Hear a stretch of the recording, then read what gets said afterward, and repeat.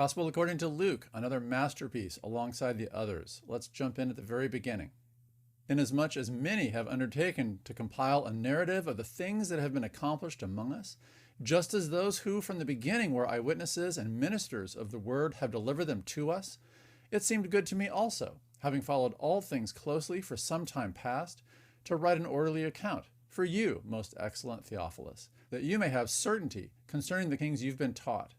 The first couple of sentences beg the first question: what sources? What eyewitnesses? One of those answers comes easily. Like Matthew, Luke also draws on Mark's gospel, but in a different way. He cuts about half of it, and he works the rest considerably. Let's take a look at one of many examples where Luke is drawing on Mark, as well as Matthew drawing on Mark. It's the temptations in the wilderness that follow Jesus' baptism. Mark has this in 1:12. The Spirit immediately drove Jesus into the wilderness, and he was in the wilderness 40 days, enduring temptations from Satan. Now look at Luke's column. Notice the black type, that's in all three of the synoptic gospels. Notice the purple, frankly it looks brown, text, which is shared between Matthew and Luke. And notice the blue text, which is Luke's alone. Luke starts like Matthew starts. Then Jesus was led by the Spirit. But Luke inserts something in what Matthew has, full of the Holy Spirit. He returned from the Jordan River.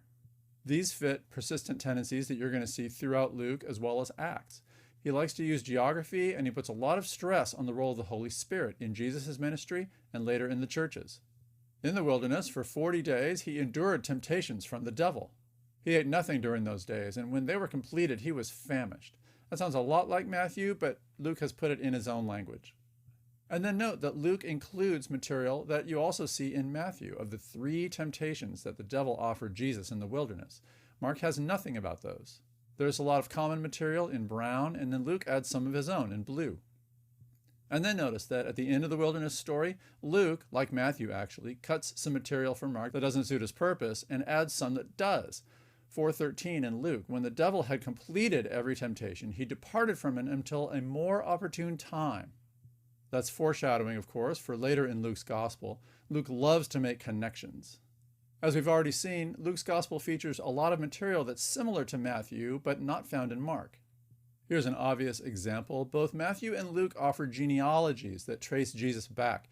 We looked at the way that Matthew roots Jesus back in King David and in Abraham, the father of the promise. Luke's genealogy seems to serve a different purpose. First of all, it goes in the other direction. It starts with Jesus, works back, doesn't mention the women that Matthew does, has some different spellings of names, but also entirely different names in his genealogy. You can see that by which names are in blue versus which ones are in brown. And then if you look on Luke's side, you'll notice he doesn't end at Abraham the way Matthew starts with Abraham. He goes all the way back to son of Adam, son of God. This accomplishes a number of things that are of interest to Luke. First of all, it locates Jesus not just in Jewish history, but in all human cosmic history. Second of all, this comes right after Jesus' baptism, where God declared him my beloved son. You'll see a number of references in Luke's opening chapters to Jesus as God's son. Sometimes whole blocks of Luke's material are like this. They follow Matthew, or they include a lot of material from Matthew that isn't in Mark. We're going to look at the middle of Luke later. This is called the travel narrative. What I want you to see in this table of passages that are common to the 4 Gospels is how much material there is in Luke that's also in Matthew, with very little in Mark.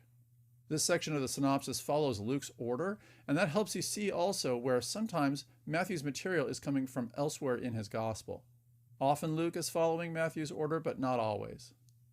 Here's more of the same in Luke's travel narrative, chapters 11 and 12, where there's more material from Mark. Chapters 12 and 13, where there's more of Matthew and not so much of Mark. And on to chapter 15, where Luke inserts material that is only found in his gospel.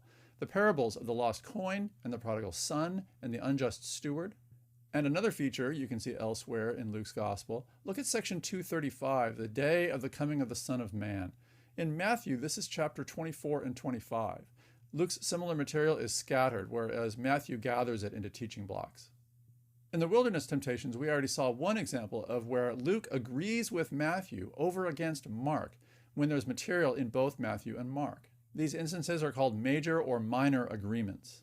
Here's one of those major agreements early in Luke's gospel describing the preaching of John the Baptist. This is right before Jesus' baptism.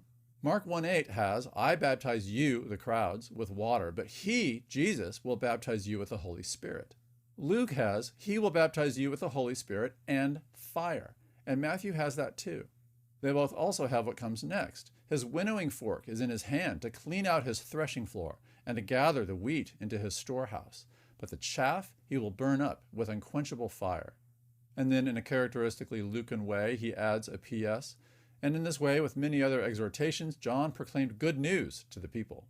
So Luke, like Matthew, wants to emphasize John's theme of eschatological judgment. But where did he get that material? He didn't get it from Mark. Did he get it from Matthew or from some other source that Matthew also had? Another major agreement comes in a parable we studied with the Gospel of Mark, the parable of the tenants in the vineyard. If you look at Luke's column, it starts off with black type, common to all three of these Gospels, and darker green type, common to Mark, as well as blue type that's only in Luke.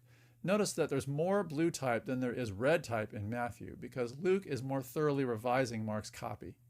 This continues in kind as the parable runs its course, until the punchline, which begins as Mark begins it, but goes off in a direction that Luke as well as Matthew take.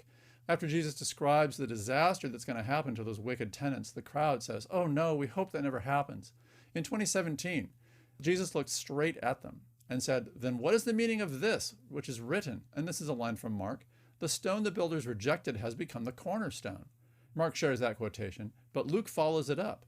2018, "Everyone who falls on this stone will be broken to pieces, and the one on whom it falls will be crushed." Take a look at Matthew, by contrast, which reproduces more of Mark's Bible quote, adds an interpretation, and then includes that material. When we looked at Matthew, we saw how he gathers material into teaching blocks, which break up the action of Mark. Here, Luke is distinct from both, in that he features some of this material that's in Matthew but not Mark, but not in big teaching blocks. Let's take a look at how Luke compares with one of Matthew's big teaching blocks, chapter 23, the woes. As we go through the passages in Matthew, note what's not also in Luke. The beginning is unique to Matthew, until Matthew picks up a passage in Mark that Luke also includes. That's in Luke 20, but Luke doesn't continue to develop it the way Matthew does. Luke does include Jesus' complaint that the Pharisees pay attention to the smallest matters of the law but neglect the weighty ones. But Luke does it in chapter 11, not chapter 20. Luke also includes the material that concludes Matthew's teaching block, but in chapter 13. So while Luke is pretty consistent in following Mark's order, it's not the same with Matthew. So what does all of this accumulated evidence demonstrate? It's pretty clear that Matthew and Luke are both drawing directly on Mark, but they both have a lot of common material that isn't in Mark. It could come from a common written source that they're both drawing on. That's the so-called Q hypothesis, demonstrated in orange arrows here in this chart. The orange color here demonstrates possible but not provable dependence. Many scholars just assume the existence of Q and operate with an effective two-source hypothesis, that Mark gathers traditions, probably oral ones that circulated for a while.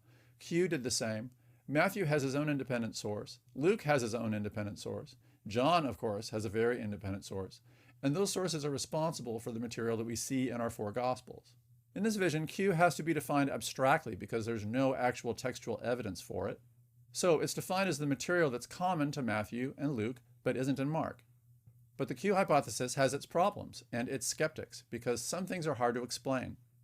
A big one is these minor and major agreements throughout Luke and Matthew. Take a look at this passage from after Jesus is tried and handed over to the Romans. Look in Mark's column, 1465. Some of the Romans began to spit on him and blindfold him, and to strike him with their fists, saying, "Prophesy." The guards also took him and beat him. Now look at Luke's, which has a lot of his own language, but some is shared with Mark. 2263. The men who were holding Jesus under guard began to mock him and beat him. They blindfolded him and asked him repeatedly, "Prophesy, who hit you?" And Luke's characteristic P.S., they also said many other things against him, reviling him. Now look at Matthew's column, 2667. They spat in his face and struck him with their fists, and some slapped him, saying, "Prophesy for us, you Messiah. Who hit you?" Mark doesn't include who hit you. Where did Matthew and Luke get it? The Passion story broadly follows Mark's narrative. It's not Q material. So a group of so-called Q skeptics like Austin Farr and Mark Goodacre hold that Luke seems to have access to Matthew. Take a look at the gold arrow between Matthew and Luke. Possible influence, where Luke is drawing on material in Matthew that's not in Mark. It holds that the best solution to the synoptic problem is that Luke had access to Matthew and drew on it from time to time, especially when Matthew had material that wasn't in Luke. And again, as a reminder, I'm a moderate Q skeptic. I don't rule Q out, but I don't proceed as if it's real. I think of Luke as probably having access to Matthew, but I'm not going to insist on that as the reason to explain the correspondences. Either way, whatever your position on Q, and even if you don't care, it's clear that Luke drew on multiple sources but adapted them in distinctive and artful, powerful ways. And here I have yet another musical analogy to throw your way, from one of my favorite bands, the Dixie Dregs.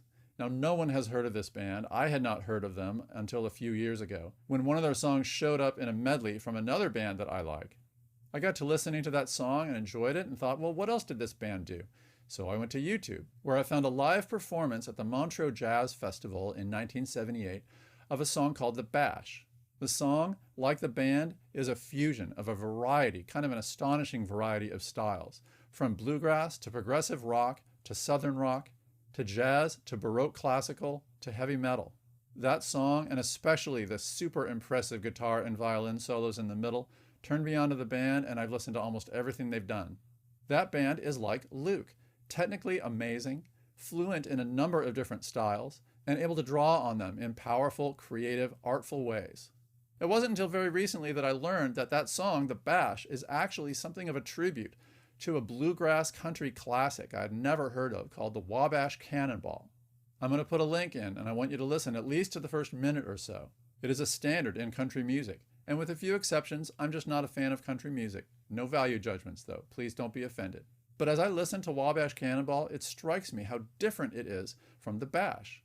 It's the voice of a different culture, one I don't share, but which the band admires, and managed to adapt in a way that I can appreciate it.